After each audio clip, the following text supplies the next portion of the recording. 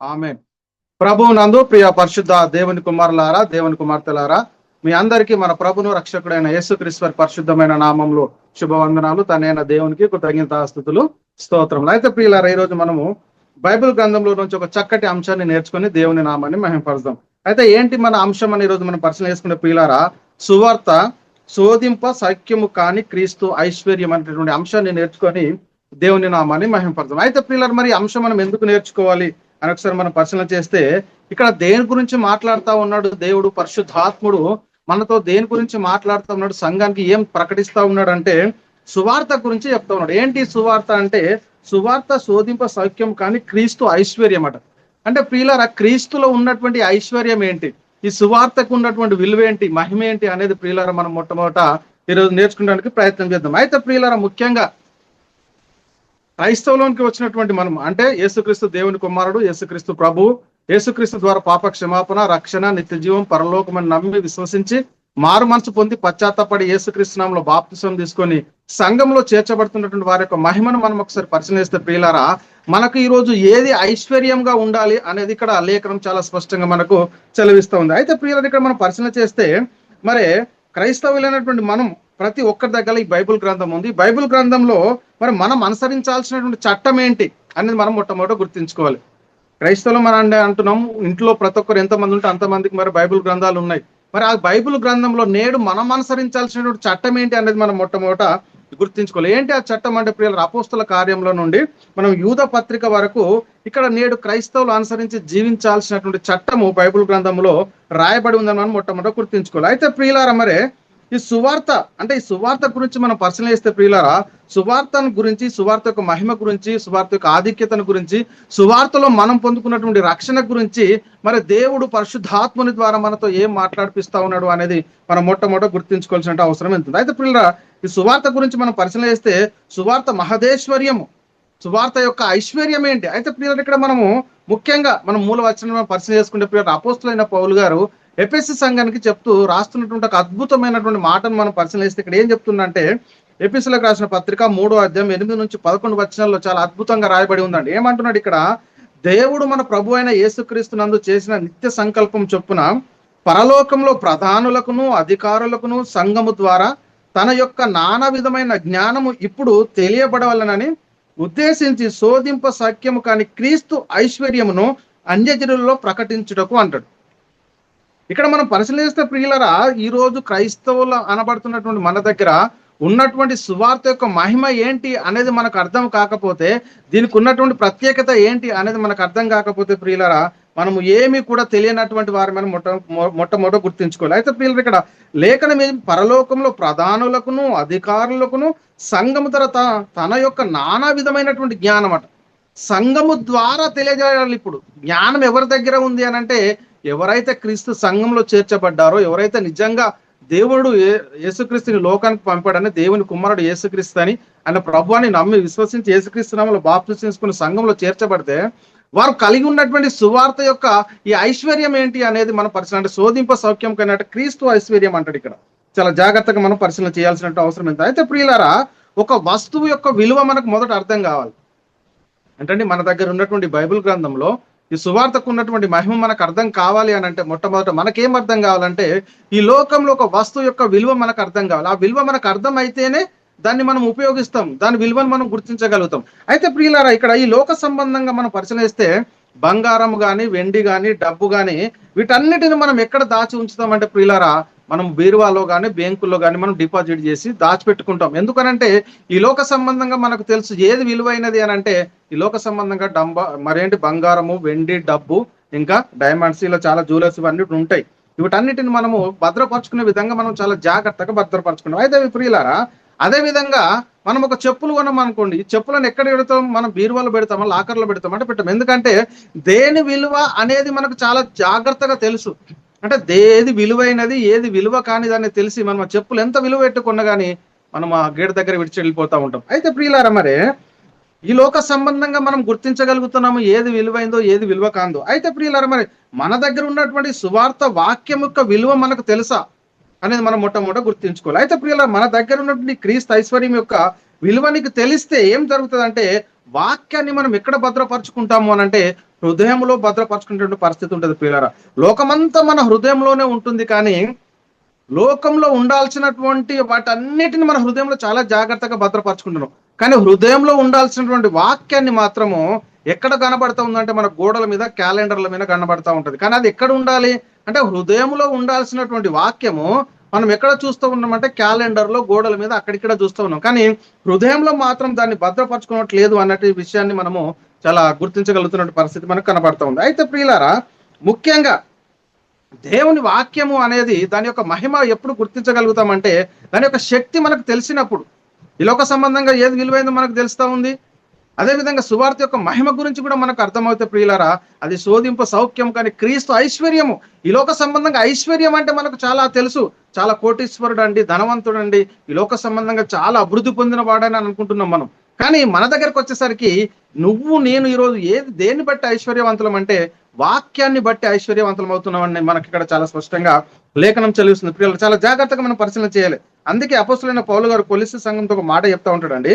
కొలిస్సీలకు రాసిన పత్రిక 3:16 సంగీతములతోనూ కీర్తనలతోనూ ఆత్మ సంబంధమైన పద్యములతోనూ ఒకనికొకడు బోధించుచు బుద్ధి చెప్పుచు కృపాసహితముగా మీ హృదయములలో దేవుని గూర్చిన గానము చేయుచు సమస్త విధములైన జ్ఞానముతో క్రీస్తు వాక్యము మీలో సమృద్ధిగా నివసింపనీయుడు అంట. అంటే ప్రియులారా, ఈ లోక సంబంధంగా మనలో ఏమి నివసింపాలి, ఏది ఉండాలి అని అంటే క్రీస్తు వాక్యం అంటున్నాడు. ఏంటంటే సంగీతములతోనూ కీర్తనలతోనూ ఆత్మ సంబంధమైన పద్యములతోనూ ఒకరికొకటి బోధించదు. అయితే ప్రియులారా, సంగీతముల గురించి కూడా మనం ఈరోజు పరిశీలన చేస్తే సరైనటువంటి వాక్యానుసారమైనటువంటి పాటలు కూడా ఈరోజు రావట్లేదు. చాలా విభిన్నమైనటువంటి పాటలు కూడా మనం ఈ లోకంలో చూస్తూ ఉన్నాం.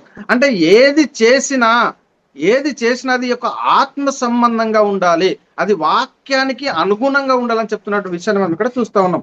అందుకే సంగీతములతోనూ కీర్తనలతోనూ ఆత్మ సంబంధ పద్యములతోనూ ఒకరికొకడు బోధించుచు బుద్ధి చెప్పుచు కృపాసహితముగా మీ హృదయములలో దేవుని గురించిన గానం చేయొచ్చు సమస్త విధమైన జ్ఞానముతో క్రీస్తు వాక్యము మనలో సమృద్ధిగా నివసింపనీయాలి. అంటే పిల్లలు, ఈ లోకంలో క్రీస్తు ఐశ్వర్యాన్ని మనం రుచి చూడాలి అని అంటే, ఆ క్రీస్తు మహదేశ్వర్యం అంటే శోధింప సత్యం, కానీ ఆ క్రీస్తు ఐశ్వర్యాన్ని మనం తెలుసుకోవాలి అని అంటే ఈ సువార్త యొక్క ఐశ్వర్యం అనేది మనం తెలుసుకోవాలంటే ప్రియులారా, ఈ వాక్యం యొక్క విలువను మనం తెలుసుకుంటే అప్పుడు మనకు అర్థమవుతుంది. ఈ వాక్యం ఎక్కడ ఉండాలంటే మన హృదయంలో నివసింపజేస్తే అప్పుడు మనము ఈ క్రీస్తుని గురించినటువంటి ఐశ్వర్యం, మహదేశ్వర్యాన్ని మనము పొందుకునేటటువంటి పరిస్థితి ఉంటుంది. అయితే ప్రియులారా, ఈ సువార్త యొక్క విలువ మనం ఒకసారి ఆలోచిస్తే ప్రియులారా, ఎంత అద్భుతమైనటువంటి వాక్యం చెప్తా ఉన్నాడు అంటే ఈ సువార్తకు ఉన్నటువంటి మహిమ ఏంటి అంటే ఇక్కడ చెప్తా ఉన్నాడు, రక్షింపబడి వారి పట్లను నశింపబడి వారి పట్లను మేము దేవునికి క్రీస్తు సువాసన అయి ఉన్నాము అంట. అంటే నశించు వారికి మరణార్థమైన మరణపు వాసనగాను,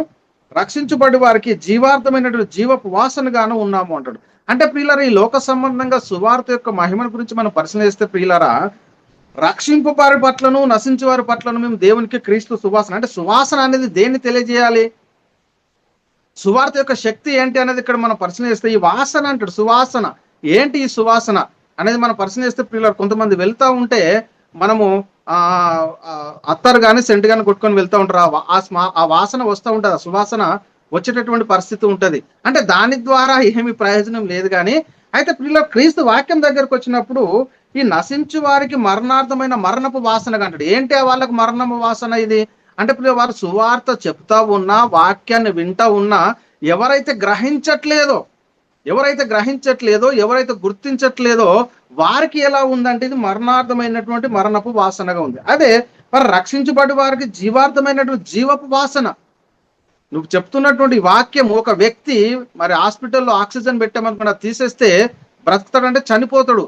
ఒక చనిపోయేటటువంటి ఆత్మకు మనం ప్రకటించేటటువంటి సువార్త యొక్క సువాసన, ఈ వాక్యం ఆ వారి దగ్గరికి వెళ్తే ఆ చనిపోయేటటువంటి ఆత్మ తిరిగి బ్రతికింపబడేటటువంటి పరిస్థితి. అదే విధంగా ఎవరైతే మరి ఎమర్జెన్సీలో ఉన్నారో వారికి ఆక్సిజన్ పెట్టి ఎలాగైతే మనం బ్రతికిస్తామో, ఎవరైతే నిత్య పాతాళానికి వెళ్ళేటటువంటి వారు ఉన్నారో వారికి సువార్త చెప్పి రక్షించడమే ఈ సువార్త యొక్క సువాసనని మనం మొట్టమొదట గుర్తించుకోవాల్సినటువంటి అవసరం ఎంతైనా ఉంది. అయితే ప్రియులారా, మరి సువార్త ముందుగా ఎవరికి ప్రకటించబడింది, ఎప్పుడు ప్రకటించబడింది అని మనం పరిశీలన చేస్తే ఇక్కడ గలతీయులకు రాసిన పత్రిక అపోస్తలుడైన పౌలు గారు గలతీయులకు రాసిన పత్రిక 3:8 దేవుడు విశ్వాస మూలంగా అన్యజనులను నీతిమంతులుగా తీర్చవాలనని లేఖనము ముందుగా చూసి నీ యందు అన్యజనులందరూ ఆశీర్వదించబడుతురని అబ్రహాముకు సువార్త ముందుగా ప్రకటించారు. అంటే సువార్త దేవుడు ముందుగా అబ్రహాముకు ప్రకటించినట్టుగా మనం చూస్తూ ఉన్నాం ప్రియులారా. ఎందుకనంటే దేవుడు దానియేలుతో కూడా ఒక మాట మాట్లాడుతున్నాడు. అంటే దానియేలుకు తెలియనటువంటి మర్మాన్ని ఇది మనం చాలా జాగ్రత్తగా గుర్తుంచుకోవాలి. అంటే సువార్త యొక్క మహిమ, అంటే సువార్త శోధింప సఖ్యం కానీ క్రీస్తు ఐశ్వర్యము అని అంటే ప్రియులారా, ఈ మహిమ ఎవరి ద్వారా తెలిసబడబడతా ఉంది? ఈరోజు ఎవరి ద్వారా బయటకు వెళ్తా ఉందంటే సంఘము ద్వారా. సంఘంలో మన దగ్గర ఉన్నటువంటి సువార్త యొక్క మహిమ ఏంటి చూడండి ప్రియులారా. ఒకప్పుడు ప్రధానులకు అధికారులకు తెలియబడలేదు, దేవుని మరి దేవుని సేవకులకు కూడా చాలా మందికి తెలియబడలేదు, ప్రవక్తలకు కూడా తెలియబడలేదు. ఇక్కడ మనం పరిశీలిస్తే ప్రియులారా, దానియేలుతో దేవుడు మాట్లాడుతున్నట్టు ఒక మాటను మనం పరిశీలన చేద్దాం చూడండి ప్రియులారా. ఇక్కడ దానియేలు గ్రంథము 12వ అధ్యాయం 7-9 వచనాలు మనం పరిశీలన చేస్తే ప్రియులారా, ఇక్కడ 8వ వచనము ఇక్కడ ఏమంటున్నాడంటే 7వ వచనం చూద్దాం.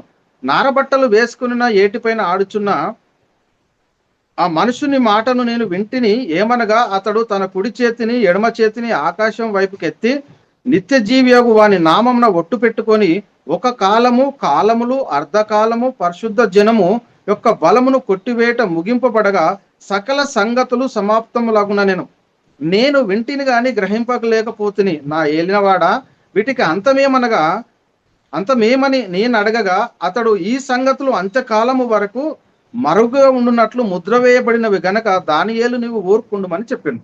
అంటే ఇక్కడ దానియేలుకు అర్థం కానటువంటి ఆ జ్ఞానము ఎప్పుడు అంత్యకాలం వరకు అది మర్మం చేయబడినటువంటి మర్మాన్ని ఎవరికి తెలియబడ్డది ఈరోజు అంటే ప్రియులారా, సంఘానికి, మనకు ఆ మర్మము, ఆ సువార్త యొక్క మహిమ ఏంటి అనేది ప్రియులారా ఈరోజు మనం చాలా జాగ్రత్తగా గుర్తించగలగాలి. అందుకే ప్రియులారా ఏమంటున్నానంటే ఏంటి అంతకాలం వరకు మర్మంగా ఉండాల్సినటువంటి ఈ వాక్యము, వీటి గురించి మనం తెలుసుకోవాల్సిన అవసరం ఎంతైనా ఉంది. ఎందుకంటే ప్రియులారా దేవుడు అబ్రహాంకు వాగ్దానం చేశాడు.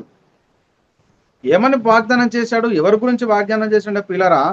అబ్రహాముకు ఇస్సాకుకు పుట్టాడు, ఇస్సాకు యాకోబు పుట్టాడు.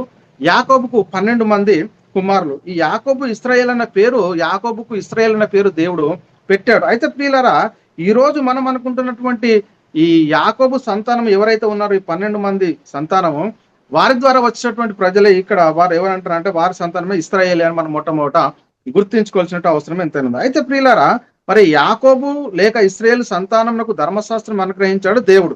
అంటే మోషే ద్వారా ఎప్పుడైతే దేవుడు ధర్మశాస్త్రం అనుగ్రహించాడో అప్పుడే దేవుని ప్రజలుగా ఇశ్రాయేలు పరిగణించబడ్డారు. అయితే ప్రియులారా ఆ కాలంలో ధర్మశాస్త్రం కలిగిన వారేమో దేవుని ప్రజలుగా ఉంటే, మరి ధర్మశాస్త్రం లేని వారేమో అన్యజనులుగా పరిగణించబడ్డారు.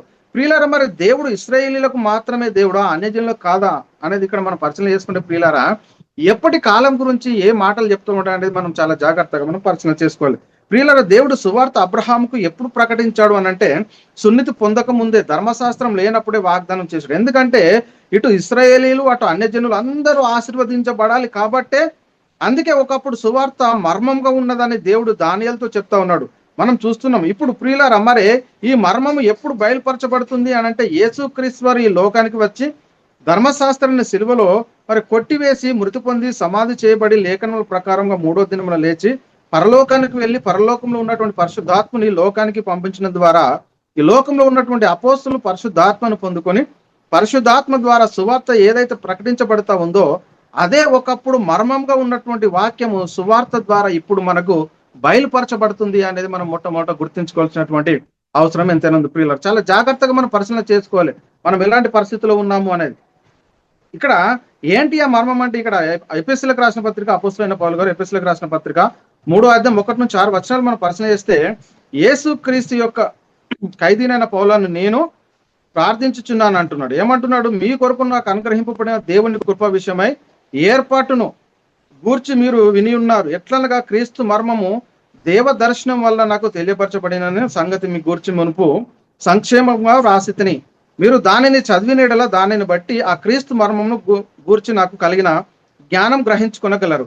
ఈ మర్మం ఇప్పుడు ఆత్మ మూలంగా దేవుని పరిశుద్ధులకు అపోస్తులకును ప్రవక్తలకును బయలుపరచబడి ఉన్నట్లుగా పూర్వకాలమందు మనుషులకు తెలియపరచబడలేదు. చూడండి, ఒకప్పుడు మర్మంగా ఉంది సువార్త, అది ఎప్పుడు బయలుపరచబడింది? ఆ సువార్త యొక్క మహిమ ఏంటి చూడండి ప్రియులారా. ఇక్కడ ఏమంటుండు? పరిశుద్ధుల అపోస్తులకు ప్రవక్తలకు బయలుపరచబడి ఉన్నట్లుగా పూర్వకాలమందు మనుషులకు తెలియపరచబడలేదు. ఈ మర్మం ఏదనగా అన్యజనులు సువార్త వలన యేసుక్రీస్తునందు యూదులతో పాటు సమాన వారసులను ఒక శరీర మందలి సాటి అవయవములను వాగ్దానంలో పాలువారై ఉన్నారన్నది అని చెప్తున్నటువంటి విషయాన్ని మనం చూస్తున్నాం ప్రియులరా. అంటే ఇక్కడ దేవుని సువార్త ద్వారా ఎంత గొప్ప మహిమ జరుగుతా ఉంది అనేది మనం మొట్టమొదట గుర్తించుకోవాల్సినటువంటి అవసరం ఎంత. అంటే సువార్త అనేది ఈ మహిమ, అంటే సువార్త శోధింప సౌఖ్యం కానీ క్రీస్తు ఐశ్వర్యం అని ఎందుకు అంటున్నాడు? ఈ వాక్యంలో ఉన్నటువంటి, ఈ సువార్తలో ఉన్నటువంటి మహిమ ఏంటి అనేది మనం మొట్టమొదట గుర్తించుకోవడానికి ప్రయత్నం చేయాలి ప్రియులారా. అందుకే కాబట్టి విశ్వాస సంబంధులే అబ్రహాం కుమారులను మీరు తెలుసుకోండి అంటాడు. అబ్రహాం కుమారులు కావాలంటే మొదట ఎవరి సంబంధులు కావాలి అని లేఖనాలు చదివిస్తున్నాయి అంటే ఇక్కడ చూద్దాం. గళితీయులకు రాసిన పత్రిక 3:29 మీరు క్రీస్తు సంబంధులైతే ఆ పక్షమందు అబ్రహాం యొక్క సంతానమై ఉండి వాగ్దాన ప్రకారము వారసులై ఉన్నారు. మొట్టమొదట మనము ఎవరి సంబంధులు కావాలి అని అంటే ప్రియులారా, క్రీస్తు సంబంధులు కావాలి. ఆ పక్షమంది మరి అబ్రహాం కుమారులు అయ్యేటటువంటి పరిస్థితిని మనం మొట్టమొదట గుర్తించుకోవాలి. అయితే ప్రియులారా, మరి ఒకప్పుడు ఇలాంటి పరిస్థితి ఉండేదా అంటే లేదు. ఎందుకు అని అంటే ప్రియులారా, ఒకప్పుడు మరి దేవుని ప్రజలుగా ఒకరు ఉన్నారు, దేవుని లేని ప్రజలుగా ఒకరు ఉన్నారు. అదే మాట పౌలు గారు చెప్తుంటారు ఎఫెసీ సంఘానికి 2వ అధ్యాయము, ఎఫెసీలకు రాసిన పత్రిక 2వ అధ్యాయము 11-13 కాబట్టి మునుపు శరీర విషయంలో అన్యజనులై ఉండి శరీరమందు చేతితో చేయబడిన సున్నితి గలవారు అనబడిన వారి చేత సున్నితి లేని అనబడిన మీరు ఆ కాలమందు ఇశ్రాయేలుతో సహపౌరులు కాక పరదేశులను, వాగ్దాన నిబంధనలు లేని పరజనులను, నిరీక్షణ లేని వారును, లోకమందు దేవుడు లేని వారినై ఉండి క్రీస్తునకు దూరస్తులై ఉంటురని మీరు జ్ఞాపకం చేసుకునుడి. ఆయనను మునుపు దూరస్తులైన మీరు ఇప్పుడు క్రీస్తు యేసునందు క్రీస్తు రక్తం వలన సమీపస్తులై ఉన్నారని చెప్తున్నటువంటి విషయాన్ని కూడా మనం పరిశీలన చేస్తున్నాం ప్రియులారా. అంటే ఒకప్పుడు మనము ఎలా ఉన్నాము అంటే అన్యజనులుగా ఉన్నాం, మళ్ళీ దేవుని ప్రజలుగా ఎప్పుడు మనం కాపాడుతున్నాం అంటే ప్రియులారా, ఎప్పుడైతే సువార్తను వింటున్నామో, సువార్త కలిగి ఉన్నటువంటి మహిమాదేశ్వర్యాన్ని, ఆ సువార్త యొక్క శక్తిని మనం ఎప్పుడైతే గుర్తించుకుంటున్నామో, మళ్ళీ ఎప్పుడైతే బాప్తిస్మం తీసుకుని మన సంఘంలో చేర్చబడతా ఉన్నామో, మనం మళ్ళీ దేవుని కుమారులు అయ్యేటటువంటి పరిస్థితిని మనం ఇక్కడ చూస్తూ ఉన్నాం ప్రియులారా. అందుకే లేఖనం ఏం చెప్తుందంటే, ఆయన మన సమాధానమై ఉండి మీకును మాకును ఉండిన ద్వేషమును అనగా విద్రూపకరమైన ఆజ్ఞలు గల ధర్మశాస్త్రమును తన శరీరమందు కొట్టివేయట చేత మధ్య గోడను పడగొట్టి మన ఉభయులను ఏకం చేసెను. ఇట్లు సంధి చేయచు ఈ ఇద్దరిని తన యందు ఒక్క నూతన పురుషునిగా సృష్టించి తన శిలువ వలన ద్వేషమును సంహరించి దాని ద్వారా వీరిద్దరిని ఏక శరీరంగా చేసి దేవునితో సమాధాన పరచవలనని ఇలాగు చేసిన గనుక ఆయననే మనకు సమాధాన కారకుడై ఉన్నాడు. అంటే ఒకప్పుడు మరి ఎవరైతే దేవుని ప్రజలుగా ఉన్నారో, ఒకప్పుడు అన్యజనులుగా ఎవరైతే ఉన్నారో, మరి వారందరినీ ఒకటిగా చేసింది ఎవరు అని అంటే సువార్త. అంటే దేవుడు సమాధానకరమైన సువార్తను ప్రకటించాడు యేసుక్రీస్తు ద్వారా ప్రియులరా. మరి ఎవరైతే సువార్త, చూడండి ప్రియులరా, సువార్త మరి ఇద్దరు వ్యక్తులను ఒకటిగా చేసింది. అంటే అన్యజనులు కూడా దేవుని ప్రజలుగా చేసింది. ఎవరైతే మరి క్రీస్తునందు అంటే ఈ ఈ ఈ యొక్క మహిమ ఎందులో ఉంది అని మనం మొట్టమొదటి గుర్తించగలుగుకుంటే ప్రియులారా, ఇది సువార్త. అందుకే మరణించే వారికి మరణార్థమైన మరణపు వాసనగా ఉంది, మరి జీవించే వారికి జీవార్థమైనటువంటి జీవపు వాసనగా ఉందని ఇక్కడ లేఖనాలు చాలా స్పష్టంగా మనం సెలవిస్తున్నాం. మరియు ఆయన వచ్చి దూరస్తులైన మీకును సమీపస్తులైన వారికి సమాధాన సువార్తను ప్రకటించాడు అంటాడు. ఆయన ద్వారానే మన ఉభయములు ఒక్క ఆత్మయందు తన్ని సంధికి చేరగలుగుతా ఉన్నాము. కాబట్టి మీరు ఇక మీదట పరజనులను పరదేశులై ఉండక పరిశుద్ధులతో ఏక పట్టణస్థులను దేవుని అంటే దేవుని ఇంటి వారు అయ్యేటటువంటి పరిస్థితి ఎప్పుడు కలిగింది మనకు అంటే ప్రియులారా, సువార్త ద్వారా. అందుకే సువార్త శోధింప సౌఖ్యం కానీ క్రీస్తు ఐశ్వర్యం అంటాడు ప్రియులారా. చూడండి, అంటే వాక్యంలో ఉన్నటువంటి ఆ ఐశ్వర్యం ఏంటి అనేది మనం మొట్టమొదట గుర్తించుకోవాల్సిన అవసరం ఎంతైనా ఉంది. కాబట్టి ప్రియులారా, ఇప్పుడున్న పరిస్థితుల్లో మర్మం అనేది ఓపెన్ అయిపోయింది, సువార్త ప్రకటించబడుతుంది. ఒకప్పుడు ఇది మర్మంగా ఉండే, ఇప్పుడు అది బయలుపరచబడింది అని మనం మొట్టమొదట గుర్తించుకోవాలి.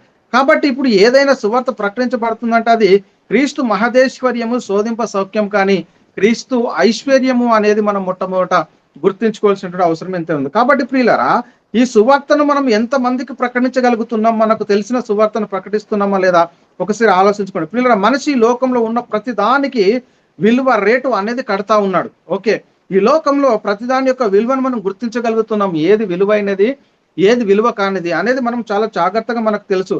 తాను ధరించుకున్న శరీరానికి విలువ, శరీర అవయవాలను బట్టి గుర్తించగలుగుతా ఉన్నాం. ఈరోజు మనం కూడా మనం ఉన్నటువంటి అవయవాలను మనం పరిశీలిస్తే దేవుడు ఇచ్చినటువంటి శరీరంలో ఉన్నటువంటి ఒక్కొక్క అవయానికి ఒక్కొక్క విలువనుగా మనం చూస్తూ ఉన్నాం. ఏదైనా ఖరాబ్ అయింది అనుకోండి, దాన్ని మార్పిడి చేయాలంటే ఇన్ని లక్షలు, ఇన్ని కోట్లు కావాలని చెప్తున్నటువంటి విషయాన్ని మనం చూస్తున్నాం. అయితే ప్రియులారా, ఈ ఆత్మ ఈ లోక సంబంధమైనది కాదు. అంటే శరీరం గురించి మనం చూస్తూ ఉన్నాం, గ్రహించగలుగుతా ఉన్నాం. దీంట్లో ఏదైనా ఖరాబ్ అయితే కొన్ని లక్షలు, కోట్లు పెట్టి మనం కొనుక్కొని ఆ అవయవాలను తిరిగి మళ్ళీ మనం ఇన్స్టాల్ చేసుకుంటున్నాం. అయితే ప్రియులారా, మరి ఈ ఆత్మకు ఉన్నటువంటి పరిస్థితిని మనం ఒకసారి పరిశీలన చేస్తే ప్రియులారా, ఈ ఆత్మ ఈ లోక సంబంధమైనది కాదు. ఈ లోక సంబంధమైన ధనముతో ఈ ఆత్మకు మనం ఏమైనా విలువ కడతామంటే ఏమి కూడా విలువ కట్టేటటువంటి పరిస్థితి లేదు. ఎందుకంటే లోకమంతా సంపాదించుకొని తన ప్రాణం పోడగొట్టుకుంటే మనకి ఏం ప్రయోజనం ఉండదు. అంటే లోకము ఉన్నది, కానీ ఆత్మ రక్షణ, పాప క్షమాపణ, నిత్యజీవం, పరలోకం లేకపోతే మనం ఈ లోక సంబంధంగా ఎన్ని సంపాదించుకున్నా, ఎన్ని ఉన్నా ఆ క్రీస్తు మహదేశ్వర్యం అంటే సువార్త శోధింప సౌఖ్యం కానీ ఆ క్రీస్తు ఐశ్వర్యాన్ని మనం పొందుకోలేనటువంటి పరిస్థితి, నిత్య జీవానికి వారసు కానటువంటి పరిస్థితి ఉందని మనం మొట్టమొదటి గుర్తించుకోవాల్సిన అవసరం ఎంతైనా ఉంది. కాబట్టి ప్రియులారా, అందుకే లేఖనం సెలవిస్తున్న ఏంటంటే, మీరు విలువ పెట్టి కొనబడిన వారు గనుక మనుషులకు దాసులు కాకుండా. అంటే ప్రియులారా, ఈ రక్షణ అనేది ఉచితంగా దేవుడు మనకు యేసుక్రీస్తు ద్వారా అనుగ్రహించాడు. మరి ఈ ఇందులో ఉన్నటువంటి మహిమను మనం ముఖ్యంగా గుర్తించగలగాలి. సువార్తకు ఉన్నటువంటి శక్తి. ఎంతో మంది ప్రియులారా ఈ రోజు ఆఖరి క్షణంలో చనిపోయేటటువంటి పరిస్థితుల్లో గుండె మార్పిడి చేస్తూ ఉన్నారు, గుండెకు బదులు గుండె మార్పిడి చేస్తున్నారు, కాలేయానికి కాలేయం, ఏది పోయినా దాన్ని మరి చేస్తూ ఉన్నారు. ఎందుకనంటే డబ్బు విలువైంది కాబట్టి ఆ విలువను తెచ్చి దాన్ని వెచ్చించి మనం ఈ రోజు ఏది వేనా, ఏ అవయవం వేనా కానీ దాన్ని మరి తిరిగి సంపాదించుకోగలుగుతా ఉన్నాం. కానీ ప్రియులారా, ఒకవేళ ఈ ఆత్మ శరీరాన్ని విడిచిపోతే ఈ ఆత్మ గురించి మనం ఒకసారి ఆలోచన చేయండి. ఈ ఆత్మలో ఉన్న ఈ ఆత్మకు నీకు రక్షణ, పాప క్షమాపణ, నిత్య జీవం లేకపోతే, పరలోకం లేకపోతే ప్రియులారా భయంకరమైన పరిస్థితుల్లో ఉన్నారు. అనేక మంది లోకంలో చనిపోతే నిత్య అగ్నిలో కాలేటటువంటి పరిస్థితులు ఉన్నారు. వారికి మనం ప్రకటించే సువార్త ఒక ఆక్సిజన్ లాగా ఉండాలి. ఏంటంటే ప్రియులారా, ఒక జీవార్థమైనటువంటి జీవకు సువాసనగా ఉండాలి. మన వాక్యం విన్నారు అని అంటే అందులో దేవుని యొక్క శక్తిని మనం కనపరచాలి. అదేవిధంగా విన్నటువంటి వాక్యం ద్వారా అనేక మంది రక్షణలోనికి రావాలి, అనేక మంది తమ జీవితాలను మరి ప్రభుకు అంకితం చేసుకునేలాగా ఉండాలి. అలాంటివి పరిస్థితులు మనం ఈరోజు వాడబడాలి అని అంటే, ప్రకటించాలి అంటే ముఖ్యంగా ఏముండాలి, మనలో సువార్త ఉండాలి. సువార్త యొక్క శక్తిని మనం గుర్తించగలిగితే అప్పుడే సువార్తను మనం ప్రకటించగలుగుతాము అనేది మనం మొట్టమొదట గుర్తించుకోవాలి ప్రియులారా. అందుకే ఇక్కడ అపోస్తలుడైన పౌలు గారు కొరింథీయులకు రాసిన మొదటి పత్రిక 7:23 ఒక మాట చెప్తాడండి.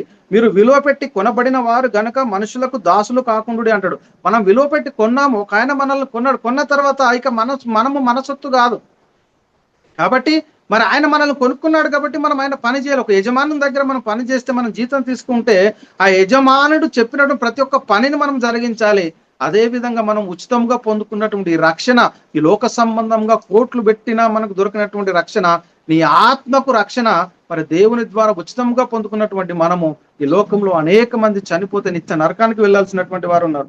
వారిని మనము రక్షించాలి. అందుకే మీరు విలువ పెట్టి కొనబడిన వారు గనక మనుషులకు దాసులు కాకుండా అంటారు. కాబట్టి ప్రియులారా, చాలా మంది ఇక్కడ మనం పరిశీలన చేస్తే మనము ఈ లోక సంబంధంగా దేన్ని బట్టి విమోచింపబడలేమండి. ఆత్మ గురించి చెప్తున్నాడు ఇక్కడ.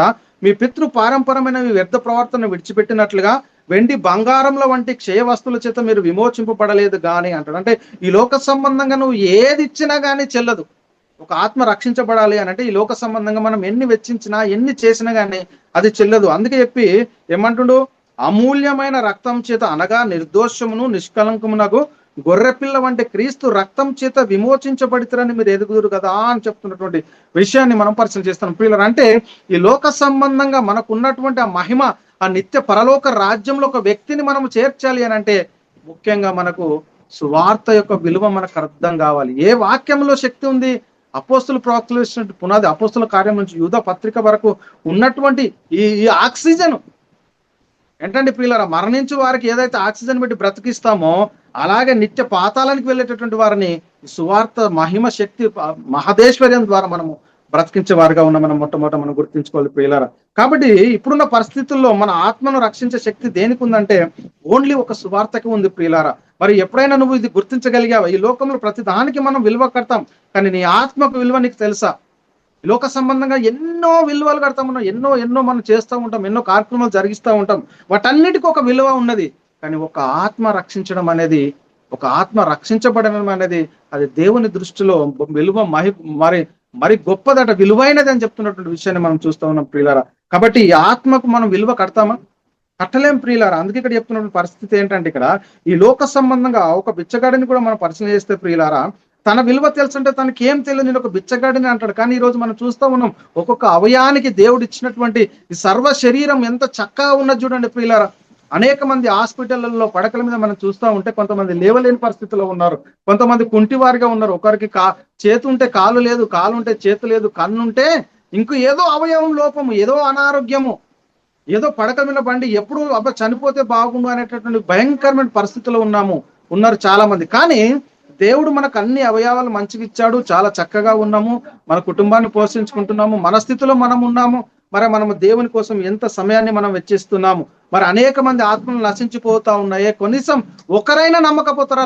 మన లాస్ట్ జీవిత కాలం వరకు మనం చెప్పుకుంటూ పోతే లాస్ట్ చివరి జీవితం మన శ్వాస విడిచిపెట్టే లోపు కనీసం ఒక్కరినైనా మనం రక్షించలేకపోతామా అనేటటువంటి ఒక ఆలోచనలతో మనం పని చేయాలండి. అందుకే ప్రియులారా, ఈ లోక సంబంధంగా మనం ఏమి పెట్టి కూడా కొనలేము ఒక ఆత్మను. అదే మన లాస్ట్ చివరి దినం వరకు కూడా మనం పోరాడి ఒక ఆత్మను రక్షించిన అది ఈ లోకంలో నువ్వు కోటీశ్వరులు కాదు, ఏది కూడా మనం పొందుకోవాలి. అంటే ఒక విలువ పెట్టేటటువంటి పరిస్థితి లేదు. ఒక ఆత్మను రక్షణలు తెచ్చినటువంటి ఆత్మకు విలువ అనేది మనము కట్టలేకపోతాం. పిల్లలు చాలా జాగ్రత్తగా మనం గుర్తించగలగాలి. కాబట్టి మనమై ఉన్న యొక్క ఆత్మ యొక్క విలువ మహిమను మనం ఎప్పుడైనా గుర్తించగలిగామా? అందులో పౌలు గారు తిమోతికి చెప్తాడు. తిమోతికి 2వ పత్రిక 1వ అధ్యాయం 10వ వచనంలో, క్రీస్తు యేసును మన రక్షకుని ప్రత్యక్షత వలన బయలుపరచబడినదినైనా తన కృపను బట్టి మనల్ని పరిశుద్ధమైన పిలుపుతో ఆయన మనల్ని పిలిచెను.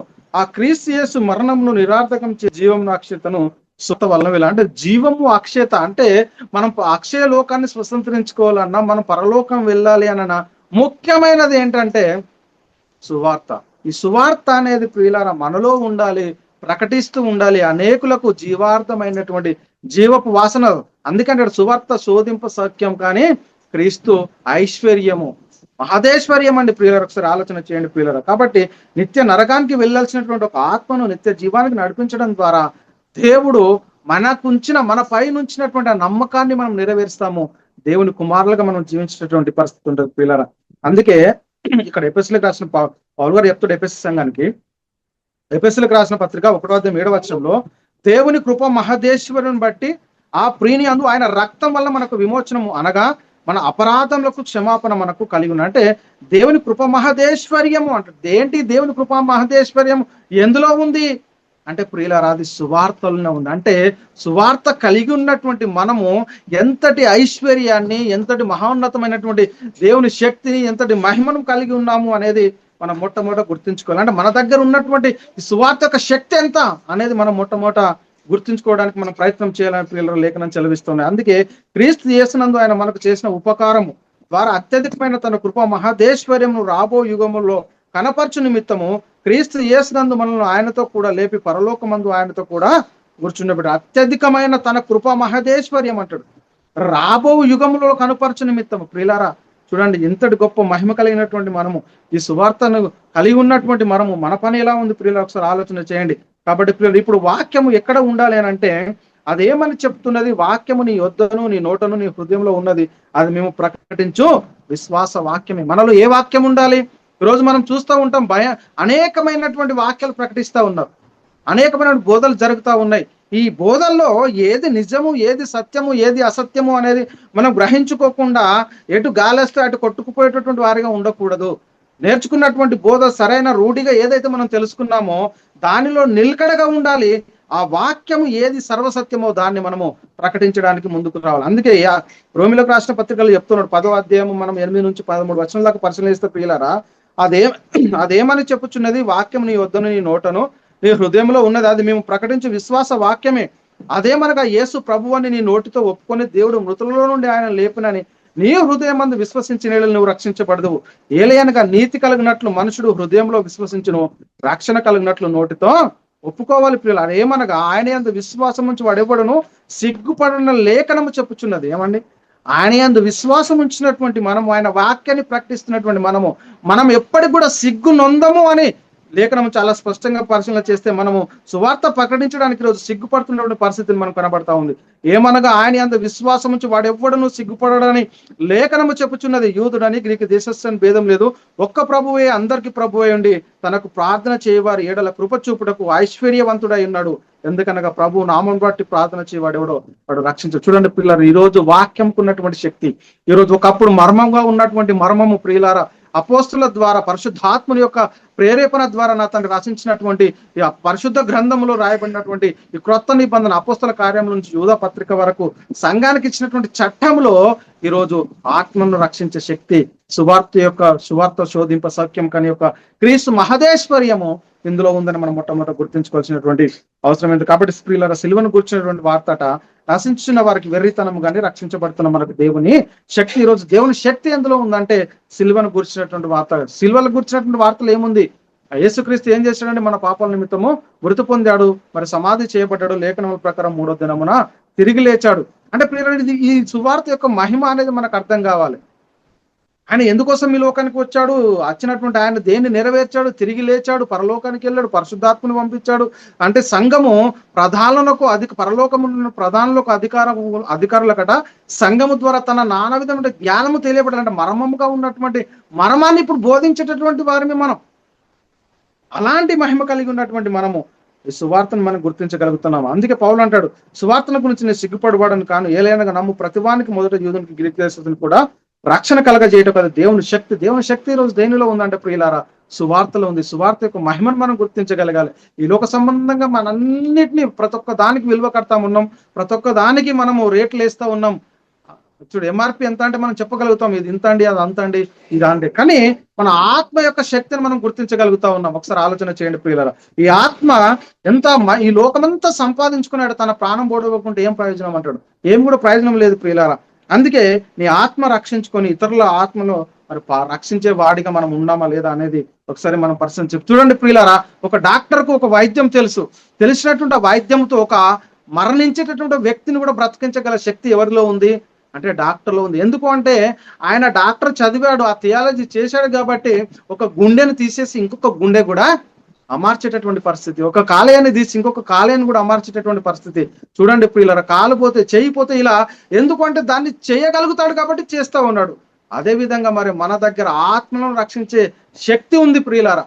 అలాంటి మన దగ్గర ఉన్నటువంటి ఈ శక్తి ద్వారా, ఈ శక్తికరమైనటువంటి సువార్త ద్వారా మనం ఎంతమంది ఆత్మలను రక్షించగలుగుతా ఉన్నాము అనేది మనం మొట్టమొదట గుర్తుంచుకోవాలి. కాబట్టి ప్రియులారా, ఈ లోకంలో ఒక ఆత్మను రక్షించేది ఈ లోక సంబంధమైన ధనం కాదు. ఏ సహోదరుడు కూడా తన ఒక పాపిని రక్షించేటటువంటి పరిస్థితి లేదు. అందుకే అక్కడ కీర్తనకారుడు అంటే, ఎవడు ఏ విధం చేత నేను తన సహోదరుని విమోచింపలేడు, వాడు కుళ్ళు చూడక నిత్యం బ్రతికినట్లు వాని నిమిత్తము దేవుని సన్నిధిలో ప్రాయచిత్తం చేయగలవాడు ఎవడూ లేడు, వాని ప్రాణ విమోచనను బహు గొప్పది, అది ఎన్నటికి తీరక అట్లా ఉండవలసింది. అలాంటిది ప్రియులారా, మనం ఈ లోకంలో చూడండి, ఒక ప్రాణం పోతే డాక్టర్ ఎలాగైతే రక్షిస్తా ఉన్నాడో అదే విధంగా ఒక ఆత్మ నిత్య నరకానికి వెళ్ళేటటువంటి ఆత్మను రక్షించగల శక్తి ఈరోజు నీ దగ్గర, నా దగ్గర, మన అందరి దగ్గర ఉంది ప్రియులారా. మరి అంతటి శక్తి ఉన్నాయి. ఇప్పుడు డాక్టర్ నేర్చుకున్నాడు అండి, డాక్టర్ వచ్చు, ఆయనకు ఆపరేషన్ చేయడం వచ్చు, అవన్నీ నేర్చుకొని పక్కకు కూర్చుంటే ప్రయోజనమా? ఒక పేషెంట్ రక్షించాలి అంటే వాళ్ళు చూడండి, మనం ఆపరేషన్ చేసేటప్పుడు ఎంత వారి చివరి ప్రయత్నం వరకు కూడా వాళ్ళు చేస్తూ ఉంటారు. ఎందుకు అంటే ఒక వ్యక్తిని బ్రతికించాలని. అదేవిధంగా మరి మన దగ్గర ఉన్నటువంటి సువార్త యొక్క మహిమతో మనము ఎంత మట్టుకు మనం పోరాడగలుగుతా ఉన్నాం, ఎంత మట్టుకు మనము సువార్త ప్రకటించగలుగుతా ఉన్నాం అనేది ప్రియులు ఒకసారి మనమే పరిశీలన చేయాలి. కాబట్టి ప్రియుల సువార్త యొక్క విలువ ఎప్పుడైనా గుర్తించామా? మన దగ్గర ఉన్న సువార్త శోధింప సౌఖ్యం కానీ క్రీస్తు ఐశ్వర్యము మహదేశ్వర్యం ప్రియులారా. అందుకే దేవుని జ్ఞానానుసారంగా లోకము తన జ్ఞానం చేత దేవుని ఎరగకుండినందున సువార్త ప్రకటన వెర్రితనం చేత నమ్మువారిని రక్షించబడటకు దేవుని దయాపూర్వక సంకల్పమే. మన పని ఏంటంటే చెప్పడమే. వాళ్ళు వినరా అది మనం విడిచిపెడదాం, అది సెకండరీ. మన దగ్గర ఉన్నటువంటి ఇప్పుడు మనకు తెలుసు, నాకు వైద్యం వచ్చు, పేషెంట్ మన దగ్గరకు వస్తాడు, చేపించుకుంటాడు, ఆయనకు అవసరం ఉంటే మన దగ్గరకు వస్తాడు. కానీ మనం ఏం చేయాలి?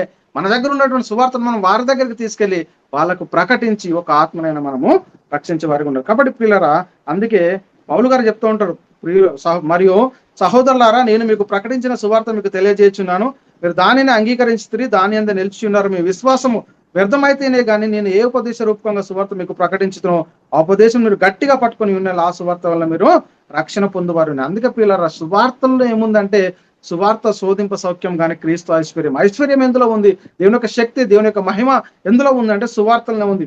అందుకే 3 అంటాడు, నాకే పడిన ఉపదేశం మొదట మీకు అప్పగించుకుని అదేమనగా లేఖనముల ప్రకారం క్రీస్తు మన పాపం నిమిత్తం మృతి పొందెను, సమాధి చేయబడెను, లేఖనముల ప్రకారం 3వ దినమున లేపబడును. కాబట్టి ప్రియులారా, మనం చాలా జాగ్రత్తగా మనము ఉన్నటువంటి వాక్యాన్ని, చెప్తున్నటువంటి వాక్యాన్ని చాలా శ్రద్ధగా మనం విని గ్రహించి అనేకులకు ప్రకటించడం ద్వారా అనేక మందిని మనం నిత్య జీవానికి నడిపించగలుగుతాం ప్రియులు. కాగా వినుట వలన విశ్వాసం కలుగుతాట, వినుట క్రీస్తుని గురించినటువంటి. ఈరోజు మనం చాలా బోధలు వింటూ ఉన్నాం, అనేక మంది అనేకమైన బోధలు బోధిస్తూ ఉన్నారు.